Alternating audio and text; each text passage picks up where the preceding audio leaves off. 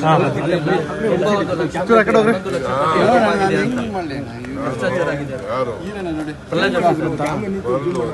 Debate ಬರಕ್ಕೆ ಹೇಳಿ. ಆ ಮನ್ರೇಗಾಗೂ ಈಗ ಮನ್ರೇಗಾಗೂ ಏನಿದೆ ಅದನ್ನ ಬೇಕಾದ್ರೆ ನಾನು ಅವ್ರನ್ನ ಆಹ್ವಾನಿಸ್ತೇನೆ. ಎಲ್ಲರೂ ಒಂದು ಡಿಬೇಟ್ ಫಿಕ್ಸ್ ಮಾಡಕ್ಕೆ ಹೇಳಿ. ಒಳ್ಳೇದು, ಜನಕ್ಕೂ ಜಾಗೃತಿ ಮೂಡಿಸ್ಬೇಕು. ಅವರು ಯಾರು ಪಾರ್ಟಿ ಪ್ರೆಸಿಡೆಂಟು, ಅಪೋಸಿಷನ್ ಲೀಡರು, ಇಲ್ಲ ಸೆಂಟ್ರಲ್ ಮಿನಿಸ್ಟರ್, ಈ 3 ಜನದಲ್ಲಿ ಒಬ್ಬರು ಯಾವುದಾದ್ರು ಟಿ ವಿಗೆ ಡಿಬೇಟ್ ಮಾಡೋಕ್ಕೆ ಹೇಳಕ್ಕೆ ಹೇಳಿ. ಅಲ್ಲೇನು ಇದೆ, ನಮ್ಮಲ್ಲಿ ಏನಿದೆ ಅನ್ನೋದನ್ನ ನಾವು ಚರ್ಚೆ ಮಾಡಲಿಕ್ಕೆ ನಾನು ಸಿದ್ಧ ಇದ್ದೀನಿ.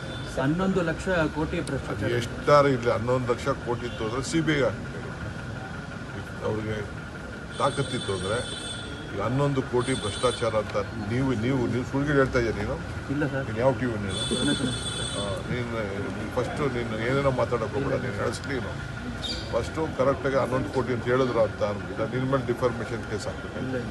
11 ಕೋಟಿ ಅಂತ ಯಾರು ಹೇಳಿರ್ಬೇಕಾದ್ರೆ ಜಾಗೃತರಾಗಿ ಹೇಳ್ಬೇಕು. ಹೇಳಿದಾರೆ 11 ಕೋಟಿ ಅಂತ ಸುಳ್ಳಿಲ್ಲ ಹೇಳಕ್ಕೆ ಹೋಗ್ಬೇಕು. ನಾನು with I need A document. ಯಾರು ರೆಸ್ಪಾನ್ಸಿಬಲ್ ಮನುಷ್ಯರು 11 ಕೋಟಿ ಅಂತ ಹೇಳೋಕ್ಕಾಗಲ್ಲ.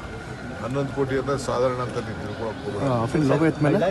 ಪೊಲೀಸರ ಜೊತೆ ನೀವು ಸಭೆ ನಡೆಸಿದ್ದು ಕುಮಾರಸ್ವಾಮಿ ಮತ್ತೆ ಪ್ರಶ್ನೆ ಮಾಡಿದ್ದಾರೆ. DCMಗೇನು ಎಕ್ಸ್ಟ್ರಾ ಕೊಂಬು ಇಲ್ಲ ಅನ್ನೋದ್ರ ಬಗ್ಗೆ. ಶಿಷ್ಟಾಚಾರ ಮಂತ್ರಿಗಳಿಗೆ ಇರುವಷ್ಟು ಶಿಷ್ಟಾಚಾರ ಆಯ್ತಪ್ಪ.